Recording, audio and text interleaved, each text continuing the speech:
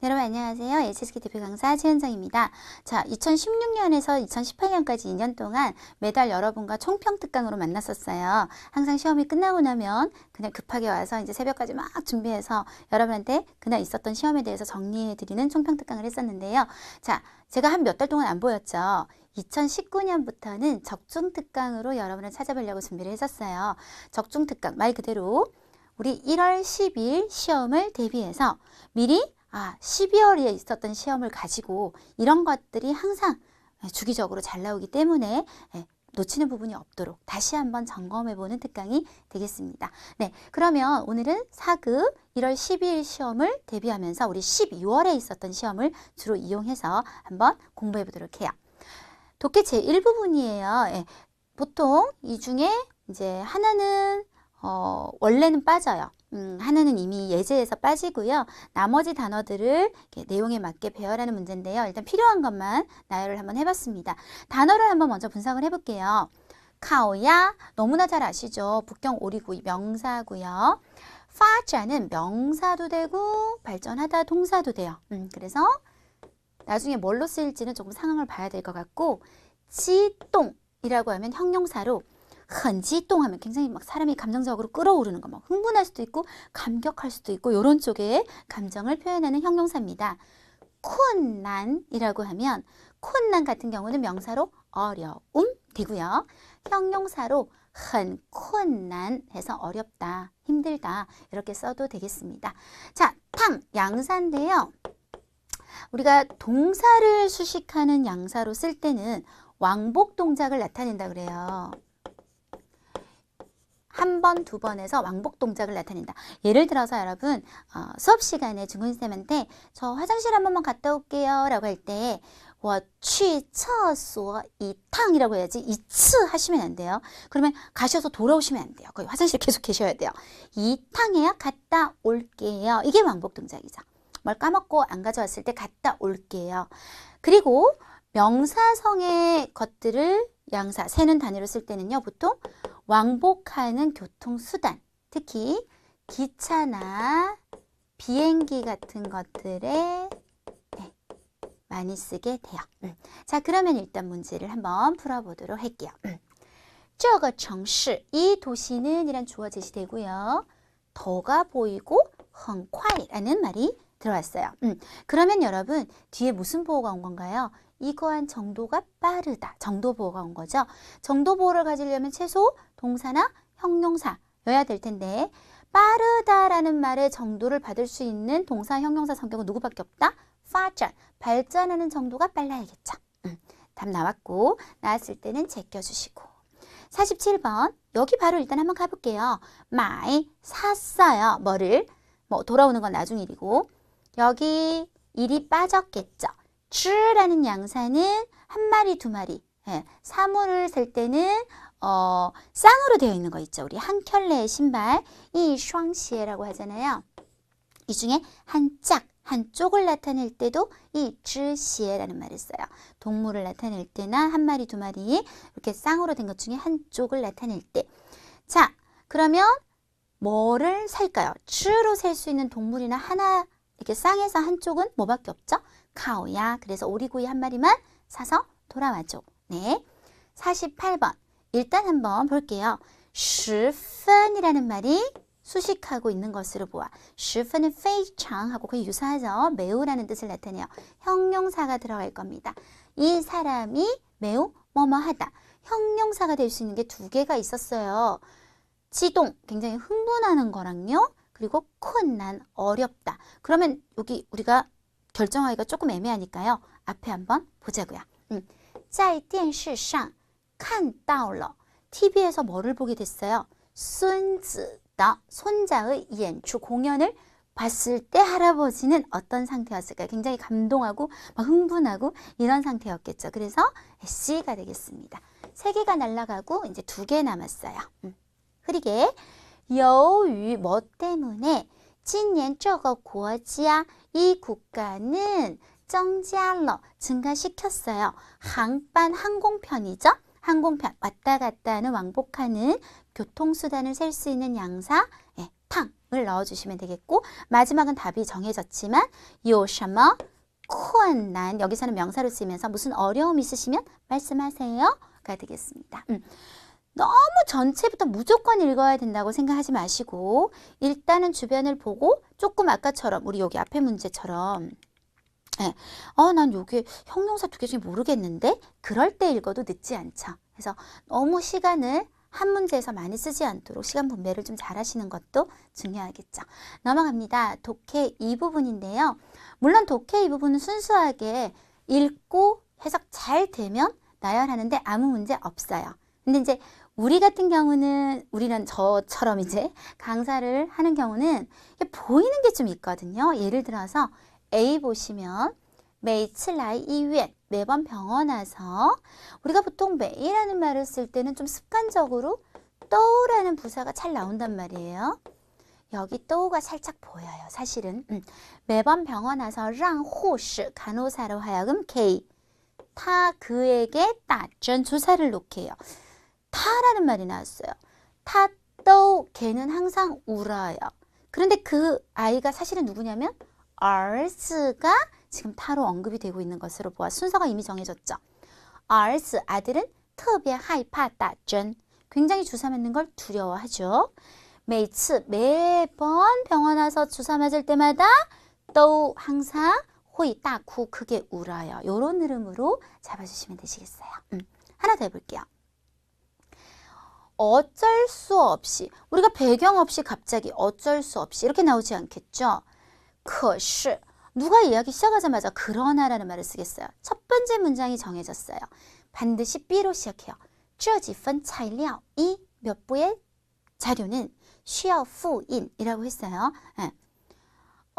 복사를 좀 해야 됩니다. 지금 여기 따인인 것 같아요. 내용상 따인 프린트를 좀 해야 될 것 같습니다.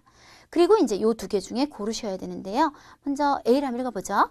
어쩔 수 없이 마烦你 좀 당신이 귀찮으시겠지만 跑一趟이라고 했죠. 갔다 오란 얘기예요. 楼下的打印店 이렇게 프린트하는 가게가 있나 봐요. 거기 갔다 오세요. 중간 과정이 없어요.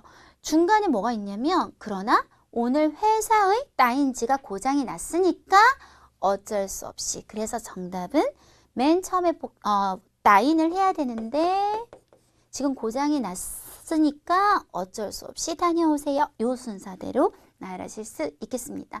독해 이 부분은 그런 게 나오는 경우가 가장 쉬워요. 수이란 딴시 이런 관련사 나오면 되게 쉽거든요. 그런 게 보이면 그런 것들부터 먼저 딱딱 찾아내고 아까처럼 타는 누굴까? 당연히兒子가 먼저 나와야겠구나. 이런 식으로 대사, 인칭 대사, 나 지시대사 이런 것들을 잘 보면서 나열하시면 해석을 다 해서 푸는 것보다 조금 더 빠르게 해결을 하실 수 있을 거예요. 독해 3부분은 예외 없이 항상 문제 보기부터 먼저 읽어주시는 게 무조건 유리합니다. 문제 한번 보시면 关于说话人 이 말하는 사람에 대해 우리가 알 수 있는 것은 사실 이 문제는 큰 힌트가 없어요. 문제가 구체적이고 힌트가 많을수록 풀기가 좋거든요. 근데 그냥 되게 큰 거예요. 方向感 방향 감각이 떨어져요. 有信心 자신감이 있어요. 很聪明 똑똑해요. 感到抱歉 미안하다고 느끼고 있어요. 그러면 이제 올라가서 이 사람이 어떤지 처음부터 힌트가 별로 없었기 때문에 我方向感不好 저는 방향 감각이 좋지 않아요. 답은 바로 A요. 해서 보기를 먼저 읽는 거라고요. 만약에 보기를 안 읽고 급한 마음에 글을 먼저 갔다. 그러면 그런 분들은 어떻게 될까요? 다 읽고 계시겠죠. 그게 오히려 더 시간이 훨씬 많이 걸리니까요. 조금 컴다운 하시고요. 항상 보기를 조금 체크하고 올라가 주도록 하세요. 자, 한 문제 더 해보면 부모님은 应该让孩子 아이로 하여금 어떻게 하게 해야 합니까?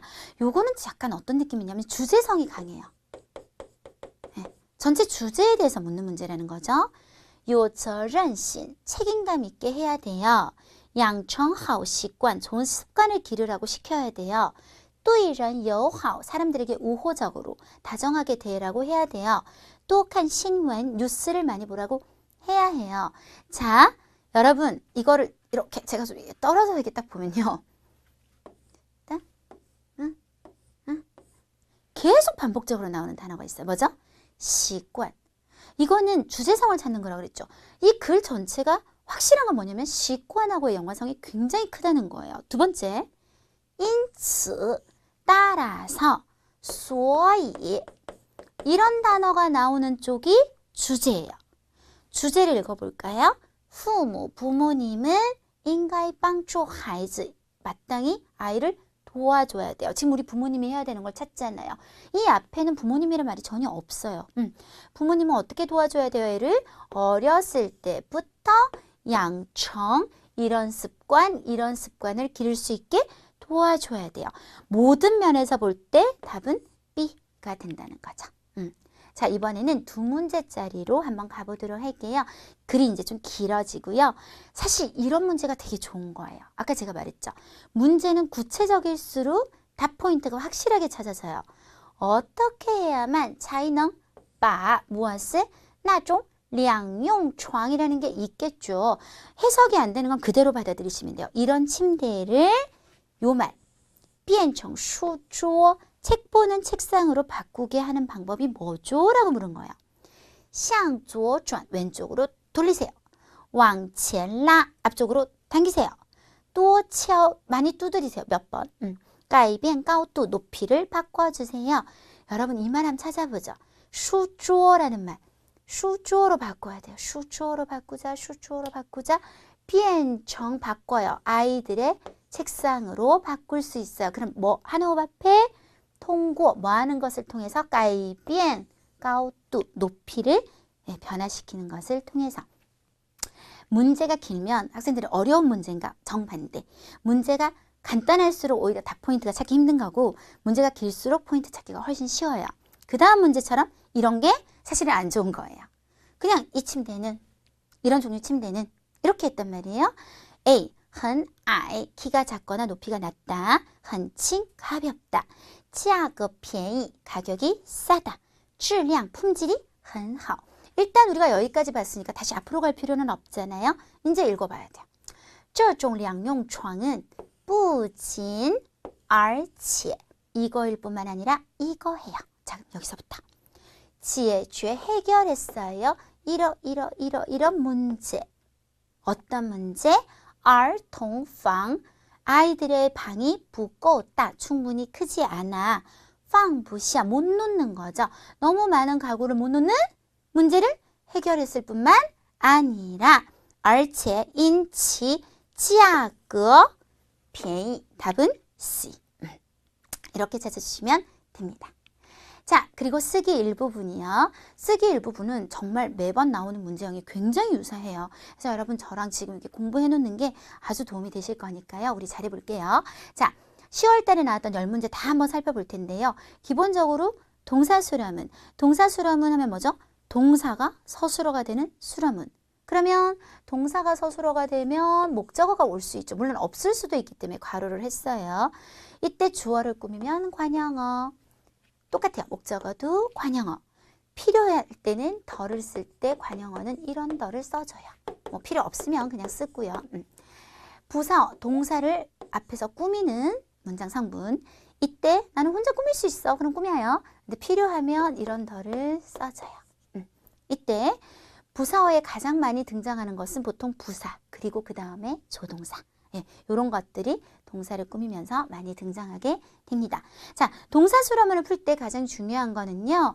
일단 동사 서술어로 중심을 잡는 거예요. 얘를 딱 찾으면 이제 앞뒤가 중심이 잘 잡히거든요. 동사는 하나밖에 없어요. 맞아? 쭉 살고 있다. 그러면 앞에 장소 어디에 무엇이. 자, 그럼 끝났어요. 썬릴리 숲에 살고 있다. 뭐가? 라오호 호랑이가. 很多 관형어 꾸미는 말. 네. 동사 한번 찾아볼게요. 동사 申请了 신청했다. 그럼 누가 무엇을? 내가 신용카드를. 我重新 사급부사로 다시 부사 申请了 신청했다. 一张 관형어 신용카드 목적어. 자, 서술성 목적어를 가지는 동사. 단 한 번도 빠지지 않고 나오는 서술성 목적어를 가진다는 말이 조금 그냥 복잡하게 들릴 수 있는데 별거 아니에요. 우리 일반적인 동사는 예를 들어 뭐学 하면 한유, 중국어. 去 하면 中国, 중국. 뭔가 명사가 주로 뒤에 목적어로 오는 것과 달리 나는 명사 목적어를 못 가져. 나는 뒤에 꼭 형용사나 동사처럼 원래 서술어가 되는 애들이잖아요. 이런 서술성 단어가 꼭 목적어 자리에 와야 돼 하는 동사를 서술성 목적어를 가지는 동사라고 하는데 가장 대표적인 게 觉得가 있겠어요. 我觉得他 여기서 끝날 수가 없죠. 그녀를 느껴요. 뭐 변태 같잖아요. 그러면 안 되고 我觉得她很漂亮. 이 전체가 목적어인 거예요. 나는 그녀가 예쁘다고 생각해요. 漂亮 형용사가 들어갔다든지 아니면 我觉得他应该学汉语. 이 전체가 목적어인 거예요. 그녀가 중국어를 배워야 한다라고 생각한다. 배우다. 동사가 들어간다든지 이런 식으로요. 그래서 우리가 이렇게 형용사나 동사가 뒤에 목적어에 꼭 들어와야 되는 동사들이 있는데 值得가 그래요. 值得 사급 동사는요. 뭐뭐 할 만한 가치가 있다라고 해서 목적어 자리에 꼭 동사가 들어가야 돼요. 한번 볼 만한 가치가 있으면 值得看 이런 식으로요. 지금은 목적어로 동사 칭찬하다가 들어가서 칭찬할 만한 가치가 있다. 그러면 뭐가요? 那个小伙子的 관용어고요. 약간 위험네요. 做法 행동이 值得 뭐 할 만한 가치가 있다. 칭찬할 만한 가치가 있다. 근데 목적어에 명사가 아니라 동사가 들어왔다라는 얘기가 되겠고요. 빠짜문 뭐 항상 나오죠. 지향을 쓰셔도 똑같이 빠가 됩니다. 빠짜문은 기본적으로 주어가 여기 있고요. 동사가 여기 있어요. 이때 우리가 보조개라고 배울 거예요. 보조개. 보조개, 부사, 보 비슷하잖아요. 조동사. 그리고 빠 같은 전치사를 원래 중국어에서는 개사라 그런단 말이에요. 그래서 개사 구조. 부사와 조동사는 기본적으로 빠보다 앞에 붙여주셔야 된다. 이게 첫 번째 포인트. 그리고 빠짜문을 썼을 때는요. 이 동사 뒤에 반드시 뭔가 더 와야 돼요. 이게 동사만 딱 말하고 끝나면 큰일 나요. 예를 들어 我一定 부사 반드시 要 뭐뭐 하려고 한다. 조동사 그 다음에 白服 나는 반드시 옷을 뭐 하려고 한다. 시 하고 끝나면 큰일 나요. 뭔가 러를 쓴다거나 아니면 결과보어 뭐 보어 같은 걸 쓴다거나 뭔가가 뒤에 조금 더 있어야 돼요. 꼭 지금은 결과보어 씻은 결과 깨끗하게 씻을 거야. 요까지 가주셔야 된다는 거죠. 자 한번 볼게요. 주어는 이미 정해졌어요. 그리고 빠를 붙였다는 건 중간에 부사 조동사는 따로 없다는 얘기가 되겠네요. 무엇을이 필요해요? 무엇을?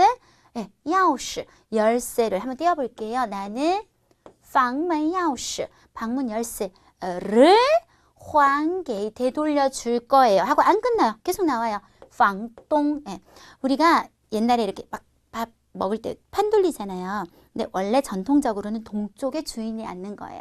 그래서 방동이라고 하면 집주인이 되는 거거든요. 집주인에게 돌려줬어요. 이렇게 되는 거죠. 자, 겸어문이 지난번에는 굉장히 많이 나왔었어요. 겸어문이 뭐냐면 연동문하고 우리가 조금 연결해서 얘기할 필요가 있는데 예를 들어서 我去中国 저 원래 한자 잘 써요, 여러분. 근데 이게 전자칠판으로 한자 적기란 정말 힘든 거거든요. 자, 보시면 동사가 두 개 보이죠? 동사가 두 개 보이는데 我去中国学汉语 중국을 가는 것도 내가 가는 거예요. 중국을 공부하는 것도 내가 하는 거고 계속 한 주어에 동사들이 연결이 되면 우리가 이걸 연동문이라고 해요. 근데 겸어문도 똑같이 서술어가 두 개 보이거든요. 혹은 세 개까지 가능하세요. 근데 얘는 차이가 뭐냐면 보세요. 我让他学汉语 에서 시킨 건 내가 시키지만 공부는 그가 하면서 주어가 한번 바뀌죠. 왜 이름을 겸어문이라고 하냐. 사실은 요게 한 문장이에요. 나는 시켰어. 그를 주어, 서술어, 목적어. 이번엔 이렇게 보시겠어요? 타부터. 그는 배워 중국어를. 사실은 두 문장이 연결됐어요. 연결될 때 연결고리 역할을 누가 하고 있냐면 타가 하게 되면서 얘는 앞에 서술어일 때는 목적어 역할을 했잖아요. 근데 뒤에 서술어한테는 주어 역할을 겸한다 라고 해서 얘를 겸어라고 불러요. 두 가지 역할을 겸한다. 그래서 겸어문 이런 말을 쓰게 되는데요. 한번 문제를 보면서 해보면요. 지금 동사가 두 개 보여요. 격려하다도 보이고요. 친구 사귀다도 보여요. 그럼 이걸 어떻게 나열하는 게 맞냐면 일단 띄우고 얘기할게요. 父亲鼓励儿子多交朋友. 자, 먼저 이렇게 한 문장이에요. 아빠가 격려했어요, 아들을. 두 번째는 요렇게가 한 문장이에요. 아들이 사귈 거예요, 친구를. 그래서兒子는 두 문장을 연결하면서 앞에 격려하다한테는 목적어 역할을 했지만 사귀다한테는 주어 역할을 하면서 겸어. 그래서 우리가 겸어문이라고 하는데요. 수사를 나열할 때 이 관계가 성립이 되도록 나열하시면 돼요. 네. 하나 더 볼게요. 여기 보면 동사가 축원하다, 기원하다라는 동사와 통과하다라는 동사 두 개가 보이죠. 자, 일단 띄워놓고 얘기할게요. 요게 한 문장이에요. 너를 축복해, 축원해, 기원해줘. 네. 그 다음에 네가 물론 순조롭게란 말이 있어요. 통과할 거야. 입학시험을. 入学考试. 그래서 니는 앞에 동사에게 목적어, 통과하다한테는 주어 역할을 하면서 겸어. 전체가 겸어문. 그래서 祝你什么什么 이런 거 다 겸어문 돼요. 한 번 더 해볼까요? 랑 나오죠. 랑 나오면 이건 무조건 겸어문이에요. 네. 사람으로 하여금 이미 얘는 서술어 투까지 들고 있네요. 요건 형용사가 들어왔다. 그죠? 부러워하다. 동사도 돼요. 부러워하게 만들었다. 이미 얘는 서술어 1, 2가 다 들어왔어요. 그럼 뭐가 사람들로 하여금 부럽게 만들었냐. 그것만 잘 만들면 될 것 같은데요. 爷爷和奶奶的感情. 감정 그대로 해석해서 하셔도 되지만 뭔가 애정. 그래서 할머니와 할아버지 간의 그 사랑은 사람들을 뭐뭐하게 만들었고 사람들이 부러워할 거니까 런을 기준으로 겸어문이 되겠습니다. 하나만 더요. 야오칭 초대해요. 취 가요. 참관해요. 와, 동사 3개예요. 어떻게 나열할까요? 그가 하고 주어 뺐어요. 그가 나를 초대했어요. 한 문장이에요. 이렇게 보시겠어요? 이렇게 보시면 내가 가고 참관하고 이건 연동문이죠. 사실 요것만 봐서는 이때 원은 초대하다 한테는 목적어 역할을 했지만 뒤에 동사들 가고 참관하고 애한테서는 주어 역할을 하면서 겸어문이 됩니다. 그래서 그가 나를 뭐하라고 초대했다? 취 참관 타더 신지야. 그의 새로운 집을 구경하러 가자고 초대했다. 이렇게 나열하시면 될 것 같아요. 자, 비교문 한번 볼까요? 비교문. 비교문은 우리 보통 두 가지를 얘기하는데요. 기본적으로 비 많이 쓰시죠. 해석은 A는 비보다 형용사하다. 오늘이 어제보다 춥다. 今天比昨天冷이라고 하는데 더 해서 更冷 이런 거 많이 쓰죠. 更冷. 그거 말고도요. 우리 여가 들어가는 비교문도 있어요. A, 여, B 형용사라고 하면 A는 B만큼 형용사하다. 습관적으로 저머 나머로 형용사를 꾸미는 경우가 굉장히 많아서 제가 아예 좀 넣어놨어요. 반대로 부정형을 써서 A, 没有 혹은 没 B, 저머 나머 형용사라고 하면 A는 B만큼 형용사하지는 못하다. 라는 부정형으로도 쓸 수 있고요. 상황에 따라 너무나 확실하다면 B를 살짝 생략해서 A는 그렇게까지 형용사하는 만큼은 아니다로 바로 가셔도 좋습니다. 지금 그런 문장이 나오고 있는데요. 보시면 더로 뭔가를 꾸미고 있고 서술어는 얘밖에 안 돼요. 지금 쓰다. 그러면 무엇이 이 약의 味道 맛이 메이 그리고 비는 뺐어요. 왜냐면 뭐 우리가 생각했던 것만큼 이런 뜻이 너무나 확연하니까 생략 가능한 거죠. 그렇게 나뭐 쓰지는 않다. A는 B만큼 뭐뭐 하지는 않다. 물론 B가 빠졌지만 A는 그렇게 쓰지는 않다.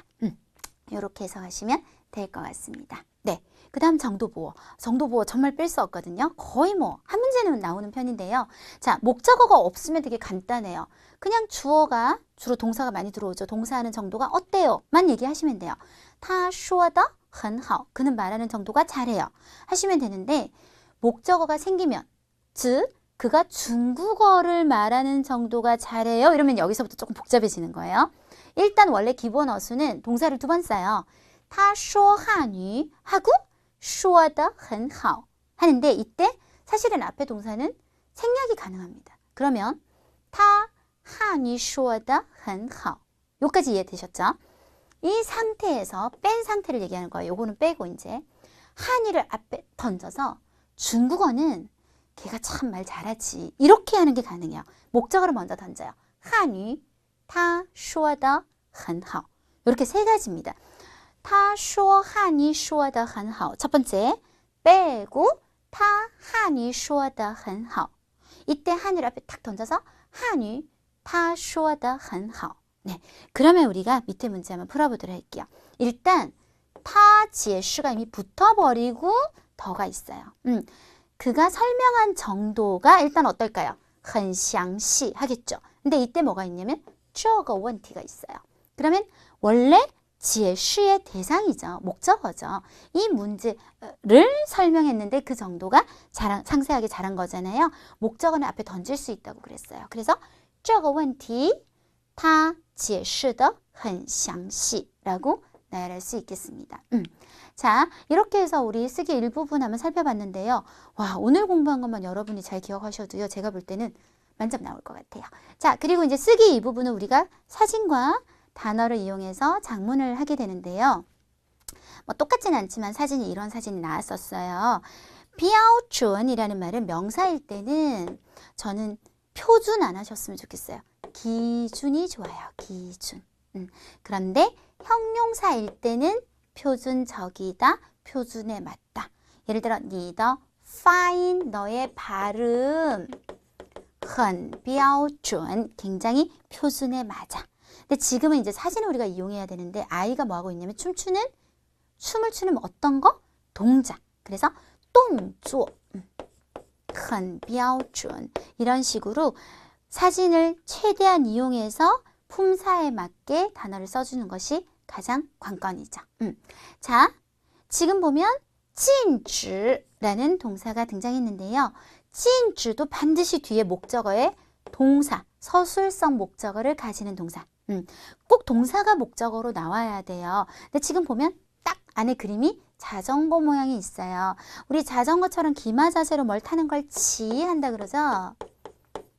지, zi, 싱, 처이지만 중국 사람들이 대부분 지처라고 얘기해요. 왜냐면 우리가 이렇게 기마 자세로 타는 차는 보통 자전거니까요. 그래서 더 좋은 것은 네 글자를 맞춰서 표어처럼 禁止 지처 하는 것이 더 좋지 지, zi, 싱, 처 하면 이미 음절에서 그닥 좋지 않을 것 같아요. 네. 이번 적중특강은요. 지금 시사중국어 학원 강남 캠퍼스에서 강의하고 있는 저희 최은정사단 선생님 세 분이 같이 준비하고 열심히 자료를 모아서 여러분한테 전달해 드린 겁니다. 자, 제가 지금 감기가 좀 걸려서요. 오늘 목 상태가 굉장히 안 좋았어요. 1월 12일이면 굉장히 추운 날씨죠. 시험에서 가장 중요한 건 뭐냐면요. 컨디션 조절이에요. 저처럼 감기 걸리고 이러면 절대로 안 되겠죠. 일단 몸 관리 철저히 해주시고요. 두 번째는 적중특강 그리고 자신이 만들어 놓았던 오답 노트나 이런 것들 이용하셔서 남은 기간 열심히 정리해 주신다면 좋은 성적 나올 거라고 믿어 싶지 않습니다. 수고하셨습니다.